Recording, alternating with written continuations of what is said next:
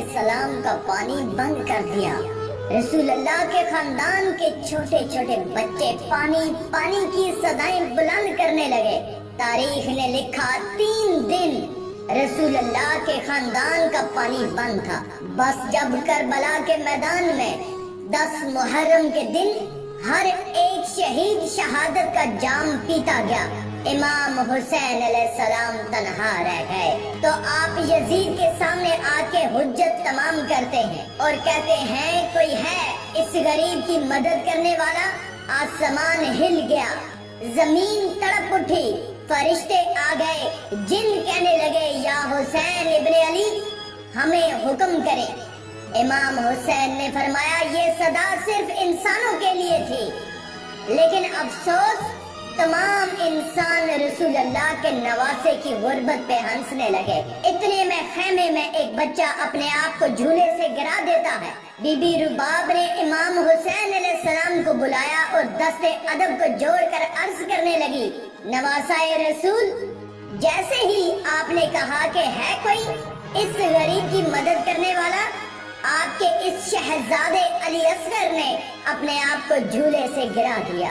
امام حسین علیہ السلام علی اصغر کا سر چومتے ہیں اور فرماتے ہیں رباب میں اصغر کو پانی پلا کے آتا ہوں۔ رسول اللہ صلی اللہ علیہ وآلہ وسلم کا نواسا حسین ابن علی اپنے 6 ماہ کے علی اصغر کو گود میں لے کے میدان کربلا آتے ہیں اور کہتے ہیں تمہاری جنگ اگر ہے تو رسول اللہ کے اس نواسے سے ہے، اس معصوم صغیر بچے نے تمہارا کیا بگاڑا ہے؟ لوگوں 3 دن سے اس 6 ماہ کے بچے نے پانی نہیں پیا، پیاس کی وجہ سے اس کی ماں کا دودھ خشک ہو گیا ہے، اے لوگوں اس بچے کو پانی پلاؤ۔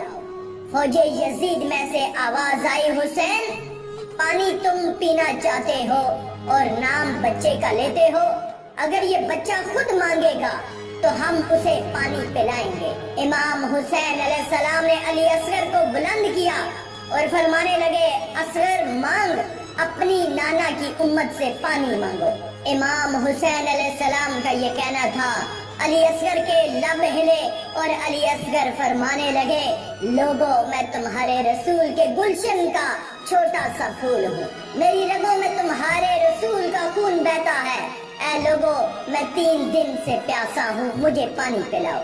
تاریخ نے لکھا علی اصغر کی صدا سے فوجیں عشقیاں ہلنے لگی، کہرام برپا ہو گیا۔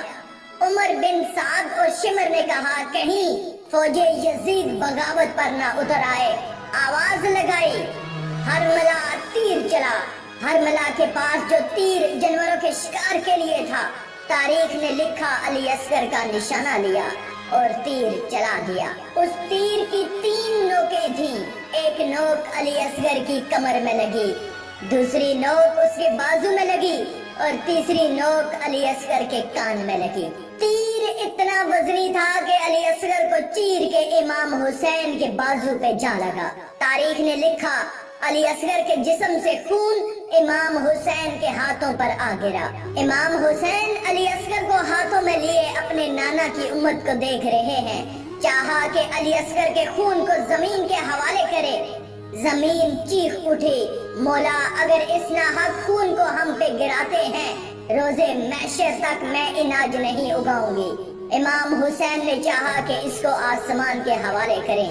آسمان کہنے لگا رسول اللہ کے نواسے اگر اس خون کو ہماری طرف پھینکا ہم روزے محشر تک بارش نہیں برسائیں گے۔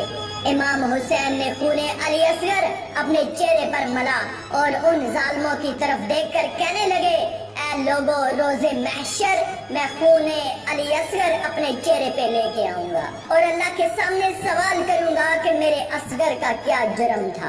پھر علی اصغر کی لاش کو بازوؤں میں چھپائے جیسے ہی خیمے میں آئے، بی بی رباب نے رو کے پوچھا اے مولا میرے بچے نے پانی پیا؟ امام حسین علیہ السلام نے علی اصغر کو اپنی باہوں سے ہٹایا۔ بی بی رباب چیخ کے کہنے لگی یا مولا جس نے میرے اس معصوم بچے کو مارا کیا اس کی کوئی اولاد نہ تھی؟ امام حسین علیہ السلام نے فرمایا صبر کرو، اللہ کی مرضی یہ ہے کہ ہم ہر ظلم سہ کے اسلام کے لیے صبر کریں، کیونکہ ہمارے ہی خون سے اللہ کا دین بچنا ہے۔ اور رباب علی اصغر کی قبر بناتے ہیں۔ امام حسین اور بی بی رباب خیمے کے پیچھے ایک جگہ پر ذوالفقار سے کھڈا کھودتے ہیں اور علی اصغر کو کربلا کی گرم زمین میں تدفین کر دیتے ہیں۔ بس جیسے ہی امام حسین علیہ السلام کی شہادت ہوئی، بیبیوں کے خیام جلائے گئے، آل رسول کو لوٹا گیا، سروں کو کاٹا گیا، تو عمر بن سعد نے کہا کہ دیکھو کوئی سر رہ تو نہیں گیا۔ کسی ظالم نے کہا کہ ایک سر رہ گیا ہے۔ شمر نے پوچھا کون سا سر؟ اس ظالم نے کہا حسین ایک 6 ماہ کا بچہ لے کر آئے تھے، ہم نے اس کو تیر مار کے شہید کیا تھا، اس کا سر نہیں ملا۔ شمر نے کہا ڈھونڈو، زمین پہ نیزے مارتے رہو، یہیں کہیں حسین نے تدفین کیا ہوگا۔ بس پھر کیا تھا، کربلا کی گرم زمین پہ فوج زمین پر نیزے مار مار کے علی اصغر کو ڈھونڈتی رہی۔ تاریخ نے لکھا ایک جگہ نیزہ لگنا تھا، جیسے ہی نیزہ اوپر آیا علی اصغر کا جسم اس نیزے پر سوار تھا۔ فوج یزید خوشی سے جھوم رہی تھی اور وہاں ایک ماں نے اپنے بچے کو نیزے کی نوک پر دیکھا، مدینے کی طرف منہ کر کے کہا یا رسول اللہ، دیکھیے آپ کی امت نے ہمارے ساتھ کیا ظلم کیا۔